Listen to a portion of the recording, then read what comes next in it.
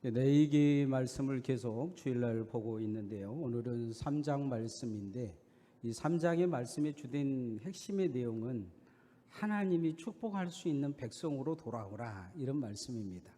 오늘 설교 제목을 축복의 믿음으로 살라 이렇게 정해봤는데 따라 하십시다. 축복의 믿음으로 삽시다. 처음 신앙생활을 하는 분들 중에 교회를 처음으로 오면 자신이 죄인이라는 생각을 가지고 교회를 찾아오는 사람들은 아주 적습니다. 여러분 전도를 해보시면 알겠지만 교회는 한 사람, 성도 한 사람을 예수 믿게 하려고 하면 상전으로 모셔야 돼요. 얼마나 애를 쓰고 그 사람이 말을 들어주고 말도 안 된 소리를 해도 옆에서 박수를 쳐주고 애를 써야 합니다. 교회에 처음 오신 분들은 다들 상전 같은 생각을 갖고 교회를 찾아오는 경향이 많습니다.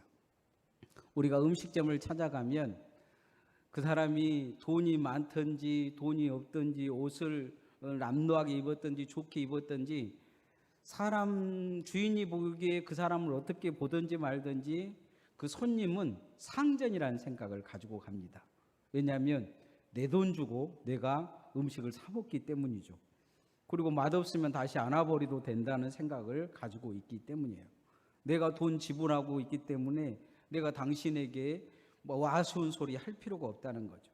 내가 지불한 돈의 서비스를 받기 때문입니다. 그런데 이 말라기에서 하나님을 대하는 태도가 음식점에서 손님이 찾아온 사람들처럼 하나님은 음식점 주인이요 자신들은 손님같이 서비스 받아야 될 태도를 가지고 있다는 거예요. 내가 헌금하고 내가 봉사했는데 하나님은 나한테 해준 것이 뭡니까? 이런 식의 태도인 거죠. 한국 사람들은 빨리빨리에 되게 익숙해요.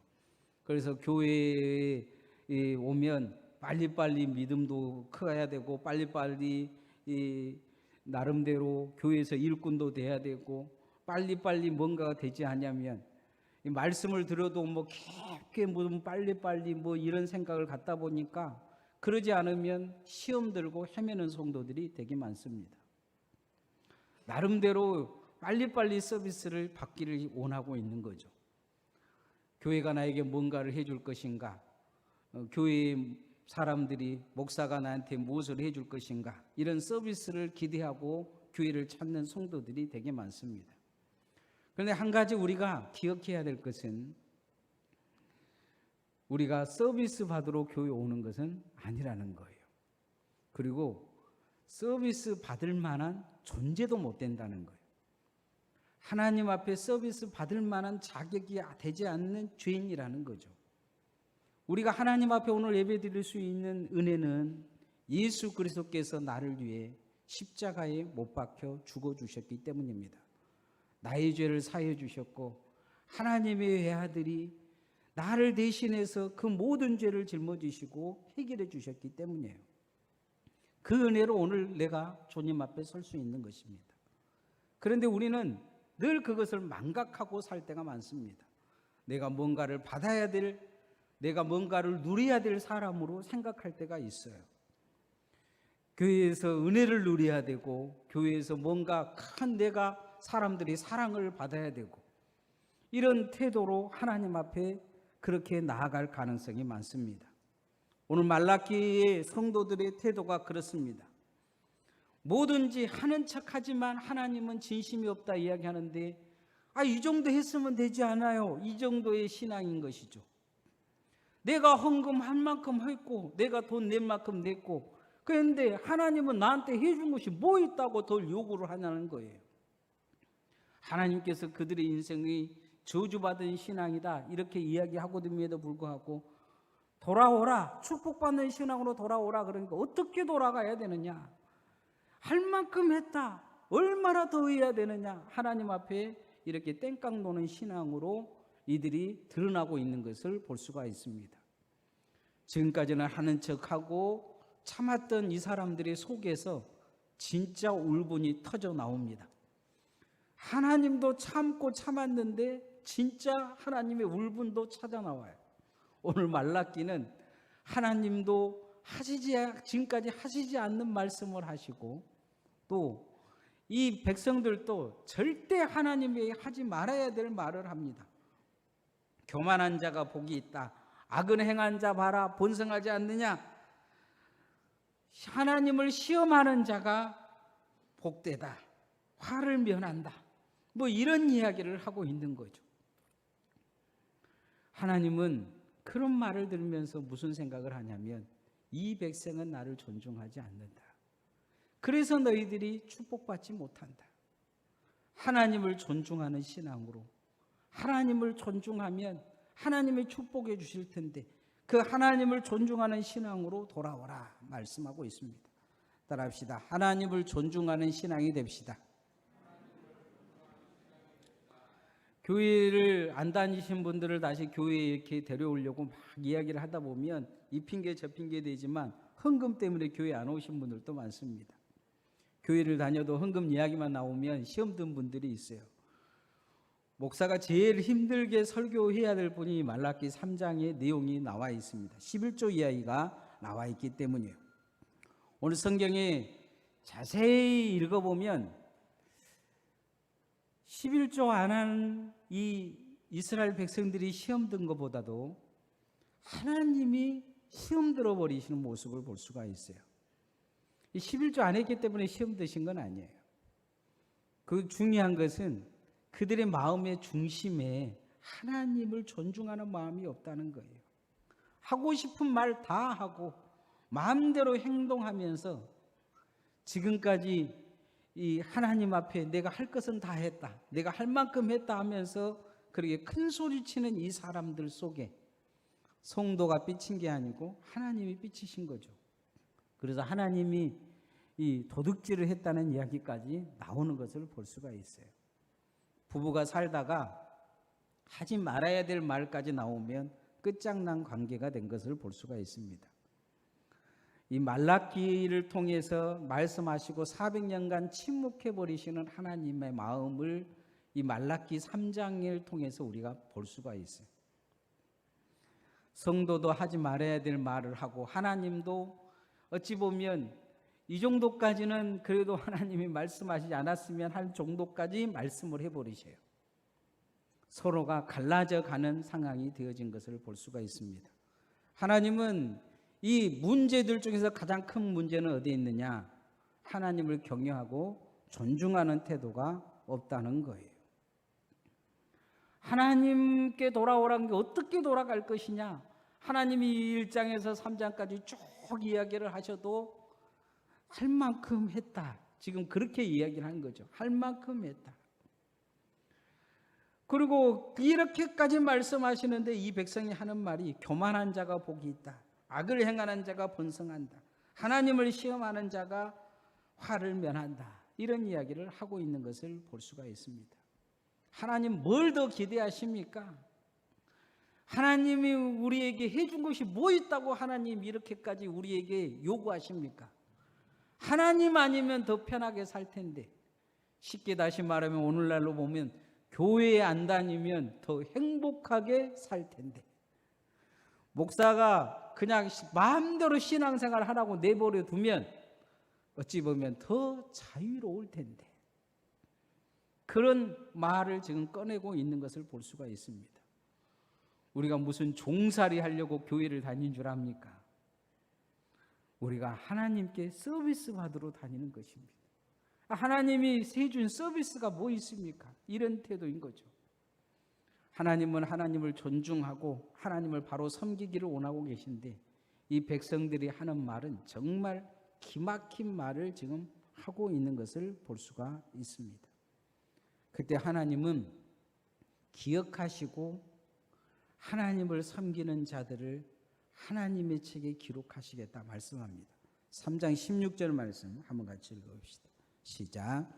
그때 여호와를 경외하는 자들이 피차에 말하며 여호와께서 그것을 분명히 들으시고 여호와를 경외하는 자와 그 이름을 존중히 여기는 자를 위하여 여호와 앞에 있는 기념책에 기록하셨느니라. 여호와를 경외하는 자, 여호와의 이름을 존중히 여기는 자, 그 삶을 하나님의 나라의 기념책에 기록하시겠다 말씀하고 있는 것을 볼 수가 있습니다. 우리가 예배를 드리는 것도, 우리가 하나님의 교회를 위해 봉사하는 것도 하나님을 사랑하고 하나님을 공경하고 하나님 되심을 인정하는 것이기 때문입니다. 우리가 그렇게 살아야 될 줄 믿습니다. 신앙생활 하다 보면 인생의 삶과 신앙생활의 갭이 있기 때문에 서로 안 맞을 수도 있어요. 힘들 수도 있습니다. 교회의 설교가 여러분에게 힘들 수 있어요. 오늘 말라기 3장은 어떤 분들에게는 되게 힘든 말씀이기도 할 수도 있습니다. 성도는 하나님에게서 서비스 받는 수준으로 살아서는 절대로 안 됩니다. 그런 수준으로 신앙생활을 다녀서는 안 돼요. 하나님의 종이 돼야 될 줄 믿습니다. 하나님의 백성이 돼야 됩니다. 부모와 자식 관계가 있는데 부모가 자식에게 정말로 뼈 빠지게 젊은 날 최선을 다해서 헌신하고 있는 돈 없는 돈 사업해 준다 한다 그래서 사업 투자해 주고 그렇게 애쓰고 그랬는데 부모는 어렵고 힘든데 자식은 살 만큼 살면서도 계속 부모에게 손을 내밀고 부모에게 계속 돈을 안 준다고 와서 집에 와서 행패 부리고 부모를 죽을 때까지 이용해 먹으려고 생각하는 그 모습을 부모가 어느 순간 알아차렸다면 남은 유산이 있다면 그 자녀에게 주겠습니까? 부모 자식 관계가 아니고 부모는 부모 자식 관계로 생각하고 모든 것을 베풀려고 하고 그만을 생각하고 그를 위해 가장 아낀 것까지라도 다 내어주었을 만큼만 자식은 부모에게 해준 것이 뭐 있냐고 이야기하고 부모가 힘들고 어려워서 조금 부모가 그렇게 이야기를 하는데 내가 부모를 꼭 공양을 해야 될 책임이 있냐고 그렇게까지 이야기한다면 그 부모의 마음은 어쩌겠습니까? 하나님은 하나님의 백성으로 우리를 부르시고 구원하시기 위한 목적을 통해 예수 그리스도를 내어주셨습니다. 우리가 하나님 자녀 되었다면 하나님을 아버지로 모시면서 존중의 마음을 회복해야 될 줄 믿습니다. 그 존중하고 공경하는 마음이 하나님을 축복의 하나님으로 바라보고 하나님이 우리를 마음껏 축복할 수 있는 축복의 성도가 될 수 있는 과정이라 우리 성경에 그렇게 말씀하고 있는 것을 볼 수가 있습니다. 내 삶에 정말 하나님을 존중하는지 우리는 늘 뒤돌아봐야 합니다. 내 신앙 자체가 하나님을 존중하고 있는 신앙인지 뒤돌아봐야 될 것입니다. 그렇게 하나님을 존중하는 신앙은 하나님이 아끼는 성도입니다. 오늘 성도의 성경의 말씀에 하나님은 그렇게 말씀하고 계셔요. 내가 정말로 아끼는 사람들이 좀 되어주면 않겠느냐 이런 말씀을 하고 계신 걸 볼 수가 있습니다. 따라합시다. 하나님이 아끼는 성도가 됩시다. 성경에 하나님께서 사단 앞에 특별히 자랑하는 사람이 있습니다.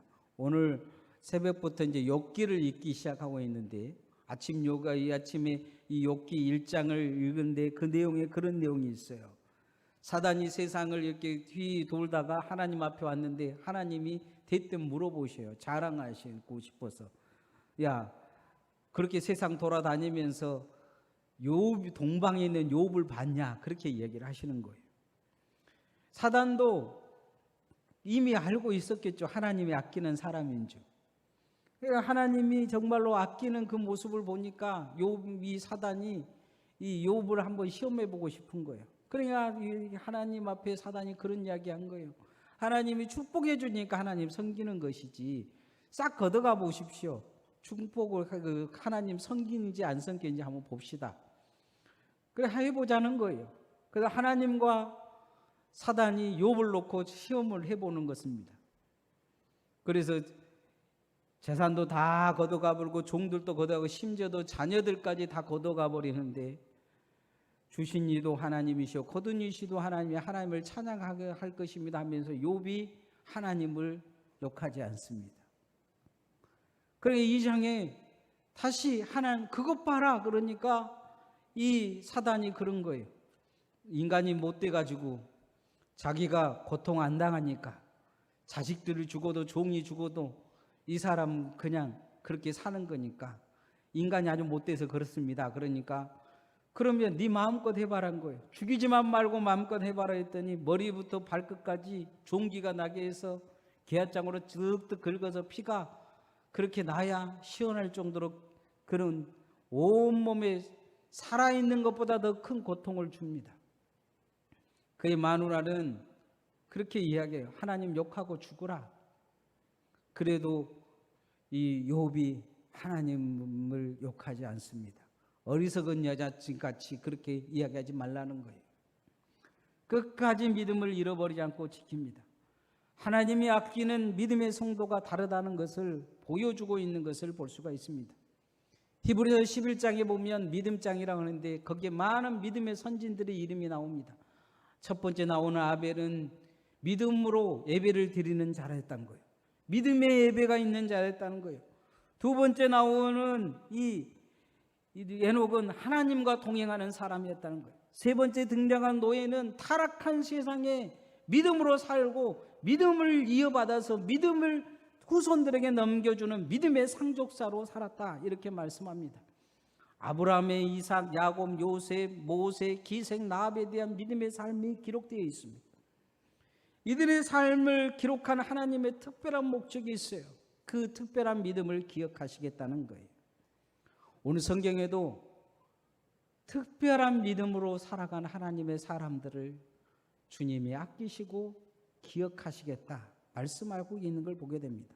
3장 17절 말씀 한번 같이 읽어봅시다. 시작. 만군의 여호와가 이르노라. 내가 정한 날에 그들을 나의 특별한 소유로 삼을 것이요 또 사람이 자기를 섬기는 아들을 아낀같이 내가 그들을 아끼리니. 아들을 아낀 것처럼 아끼겠다는 거예요. 정말 주님은 우리를 그렇게 아껴주셨어요. 왜냐하면 자신의 애아들을 내어주시면서 우리를 구원하셨기 때문이죠. 특별하게 우리를 하나님의 소유로 만드셨어요.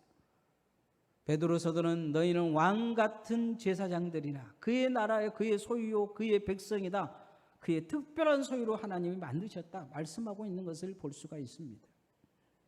특별한 소유로 우리를 부르셨는데 과연 우리는 주님이 아끼시는 특별한 믿음이 있는지 우리 자신을 뒤돌아봐야 합니다.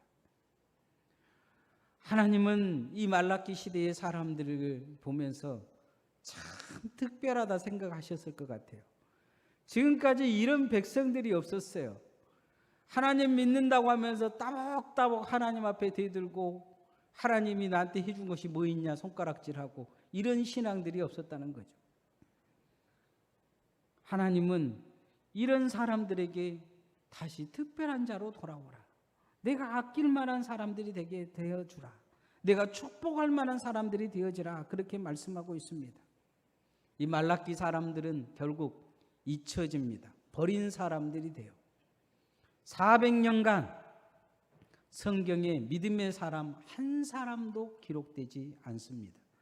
외경이라고 해서 외경에 기록하지만 그러나 하나님은 거부하십니다. 나름대로 바리새인들도 있고 이 400년간 많은 학자들이 성경학자들이 나타납니다. 400년간 많은 랍비와 랍반들이 나타납니다.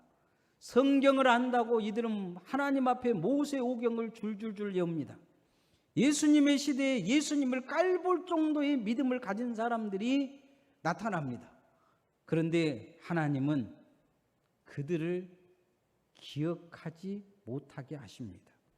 그 이름도 그 누구도 그 시대의 그 누구도 기억하지 못하도록 성경에 그 이름을 남겨두시지 않습니다. 오늘날 우리는 하나님 앞에 기억되는 주님이 아끼는 그런 성도입니까? 하나님께 기억되어지고 아끼는 성도가 되어지시기를 소원합니다. 그런 믿음 가지려고 예를 써야 됩니다. 그러기 위해서는 우리가 특별한 믿음을 가져야 됩니다. 하나님은 그런 특별한 믿음은 어떤 믿음이냐? 섬김과 나눔이 있고 은혜가 있는 삶으로 돌아오라 말씀하십니다. 하나님을 온전히 섬기는 그런 축복의 믿음이 되라 말씀하십니다. 따라합시다. 하나님을 온전히 섬기는 축복의 믿음을 가집시다. 제가 섬과 나눔의 교회에 와서 이 70세 이상 되신 분들이 그때는 이 교회에 이 직분이 없으셨어요. 70세 넘으면 서리 집사님들은 원래 이 서리 집사를 못 주게 돼 있어요. 그래도 그냥 성도라 부르기가 너무 미안해가지고 다 이렇게 집사님으로 임명해 드렸어요. 그게 너무 좋아하시는 분이 있었어요. 제가 지금도 기억하신 거 엄순난 집사님이란 분이에요. 10년 이상 교회 다니신 분들은 기억하실 거예요. 70세 이상 되었는데 다른 젊은 집사님들은 집사님 하는데 어르신을 성도라고 부르니까 그게 너무 자신에게는 마음이 아팠는가 봐요.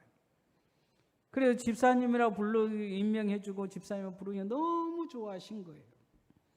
그때부터 이 집사님이 11조도 해야 되겠다 집사니까 그런 게 11조도 하시고, 그리고 제가 늘 기억나는 것은 뭐냐면 신방 가면 밭에 데리고 가서 구경시켜 주셨어요. 추수감사절 때 강단에다 드리려고 특별히 배추도 좀 큰 거 하나 키우고 무도 큰 거 들고 고추도 여름에 지금이면 이미 따가지고 말려가지고 그 교회 집에 가보면 이 명주실로 이렇게 다롱다롱 달아가지고 좋은 것만 이 처마에 딱 걸어 놓으셔요. 교회 추수감사절 때 하나님께 드릴 거라고. 그 집에 가면 늘 음료수를 따라 주셨는데 그릇이 나이가 드셔서 이제 눈이 침침하니까 먼지가 안 보이니까 온 그릇에 먼지가 가득한데 거기에 컵에 가득 음료수를 따라 주셔요. 그래도 먹기는 힘들어도 맛있게 먹고 왔어요. 늘 기억한 게 뭐냐면 교회에 온 것이 제일 행복하다는 거예요. 교회에 오지 않으면 내가 어떻게 살았겠느냐 그러셔요. 교회에서 찬양 대회를 한다든지 어디 가서 찬양만 하면 나오지 말아도 먼저 앞에 나와서 덩실덩실 춤을 추셔요. 지금도 그 모습이 덩실덩실 춤 추신 모습이 기억나요. 어느 날 신방을 갔는데 집사님이 그런 이야기를 하신 거예요. 목사님 내가 푼수 같지라. 아니여라. 푼수 같아도 교회에 가서만큼만은 내가 정말로 행복하다고. 그러면서 결혼했을 때부터 지금까지 살아온 삶을 쭉 이야기하시면서 통곡하시면서 목사님 나 교회 오지 마라고 제발 하지 마시오. 교회 가서 내가 춤춰도 바보라고 이야기하지 마시오.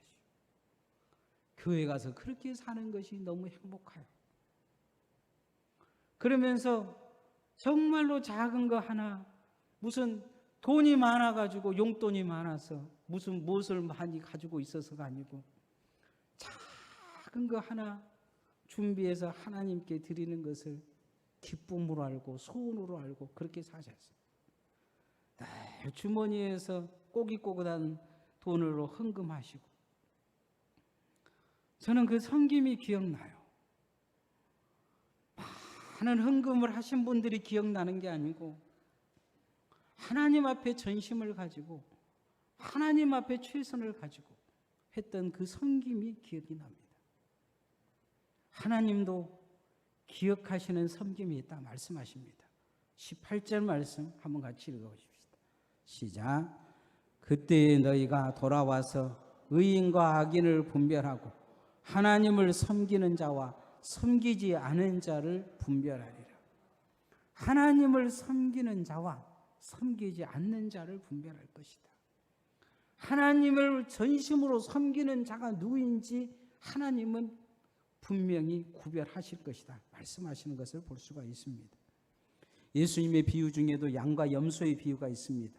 양은 순종의 동물이죠. 양은 늘 그렇게 이 목자가 시킨 대로 하지만 염소는 그렇지 않아요. 시골에서 보면 염소들을 이렇게 매놓고 집에 돌아갈 때 보면 아침에 데리고 갈 때는 지 마음대로 풀 뜯어 아무 데나 뜯어 먹어버리고 저녁에는 날이 뉘우뉘우하니까 막 끄고 가요.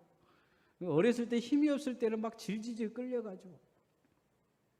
주님은 그런 말씀을 하셨어요. 주님이 마지막 날 오셨는데 어떤 사람들에게 너네들이 내가 정말로 힘들 때 오고 어려울 때 나를 도와줬다 이야기하신 거예요. 언제 주님 도와줬습니까? 그랬더니 내가 갇혔을 때, 내가 병들었을 때, 내가 어려웠을 때 그 사람들을 도와준 것이 나를 도와준 거라 말씀하신 거예요. 어떤 사람들에게는 그렇게 말씀하셔요. 너희가 내가 힘들고 어려울 때 너희들은 나를 외면했다. 이 사람들이 그러는 거예요. 언제 주님을 외면했습니까? 그러니까 너희가 내가 갇혔을 때, 내가 힘들고 어려웠을 때, 내가 병들었을 때 너희들은 나를 모른 척했다 이야기한 거죠. 우리가 하나님을 섬기는 것이 무엇일까 고민하게 하는 내용이에요. 우리가 교회를 잘 섬기기도 해야 되지만 성도들도 잘 섬겨야 될 줄 믿습니다. 그 모든 것은 어디에서 나오는 것이냐? 하나님을 섬기는 마음에서 나오는 거라는 거예요. 우리가 그렇게 하나님을 섬기는 자가 되어져서 하나님이 기억하고 분별하는 성도가 되어야 될 줄 믿습니다. 오늘 말씀의 결론을 맺으면 이 말라기 3장은 참 서로 하지 말아야 될, 어찌 보면 서로 말이 나오지 말아야 될 말까지 지금 나오고 있어요. 그만큼 하나님이 이제 너희들을 버리겠다는 말씀을 하고 계시는 거예요. 그런데 이 백성들은 정신을 못 차리는 거예요. 얼만큼 더 해야 되냐 이런 식의 이야기를 하고 있는 거죠. 그런데 하나님은 축복받을 수 있는 신앙으로 돌아오라 말씀하신 거예요. 그 첫 번째가 과연 내 신앙은 하나님을 존중하고 경외하는 신앙인지 점검해 보라는 거예요. 그리고 하나님이 정말로 아끼는 성도인지 점검해 보라는 거예요. 내가 정말로 하나님을 섬기는 신앙인지 아니면 하나님에게서 섬김을 받으려고 하는 신앙인지 뒤돌아봐라는 거예요. 그렇게 축복의 신앙으로 온전히 살아 주님이 말씀하십니다. 어찌 보면 우리는 말라기 같은 시대를 지나가고 있는지 몰라요. 여러분 몇 년 전만 해도 마스크 쓰고 이렇게 살 줄 어떻게 알았습니까? 아마 이런 시대가 온다고 그때 이야기했으면 제가 만약에 하나님의 계시를 받아서 여러분한테 예언했다면 여러분은 집에 가면서 그럴 거예요. 우리 목사님이 결국 밥을 많이 먹더니 조금 헷가닥한 것 같다. 그럴지 몰라요.